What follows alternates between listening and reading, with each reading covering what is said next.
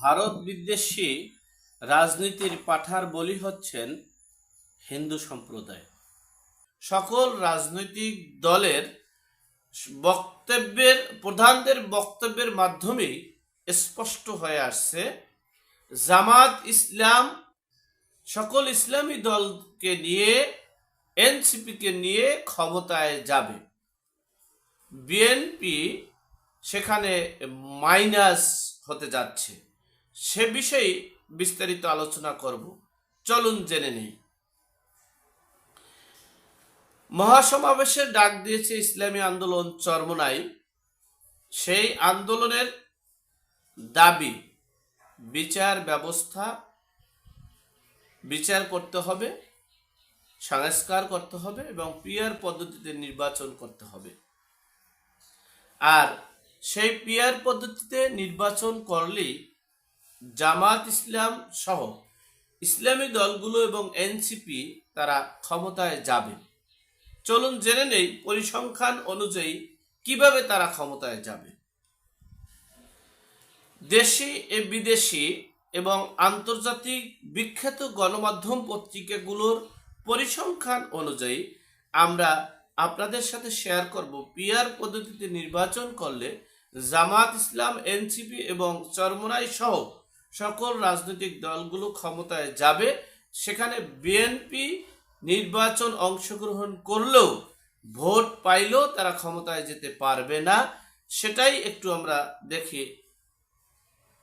তো পিআর পদ্ধতির নির্বাচনটা হচ্ছে যে রাজনৈতিক দলগুলো যত পার্সেন্ট ভোট পাবে সেই পার্সেন্ট অনুযায়ী তাদেরকে সেই দলের এমপি হিসেবে ঘোষণা করা হবে, কয়জন এমপি, এবং সে এমপি নির্ধারণ করবে দলের চেয়ারম্যান বা সভাপতি, সেক্রেটারি, চেয়ারম্যান বা মহাসচিব। যাই হোক, সেই পিআর পদ্ধতির অনুযায়ী জামাত ইসলাম, ইসলামী আন্দোলন চরমোনাই, এনসিপি, সেখানে নুরুল হক নুরু আছে, তারা ক্ষমতায় যাবে।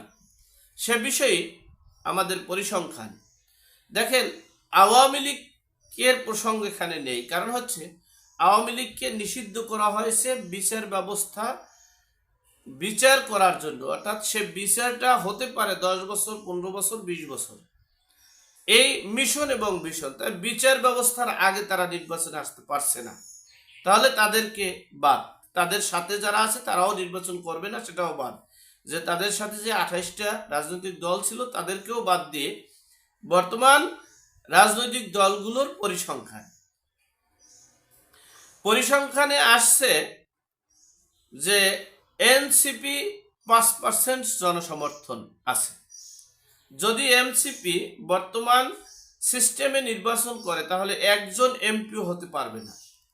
তাহলে আর যদি ভোটের মাধ্যমে নির্বাচন হয় তাহলে তারা 5% ভোট পাবে।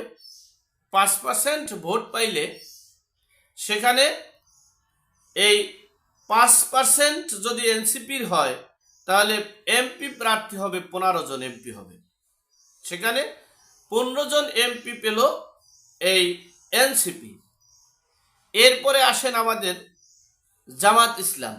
জামাত ইসলামেরও পরিসংখ্যানে আসছে, বর্তমান পরিসংখ্যানে আসছে 10%। ধরে নিলাম আমরা 10%। যদি সেখানে তারা 10% হয় তাহলে তাদের এমপি হলো 30 জন। এরপরে আসেন চরমোনাইরও আছে 5 থেকে 6%। সেখানে তাদের এমপি প্রার্থী হলো 18 জন। এরপরে আসেন নুরুল হক নূর সহ এবিপি, পিপি, এসিপি সকল রাজনৈতিক দলের আরো আছে 5%। সেখানে হলো 15 জন। তাহলে আমরা এখানে পরিসংখ্যান করে কত পেলাম? এনসিপি 5, জামাত ইসলাম 10, 15। এরপরে আমরা চরমোনাই হলো 6, 15, 21।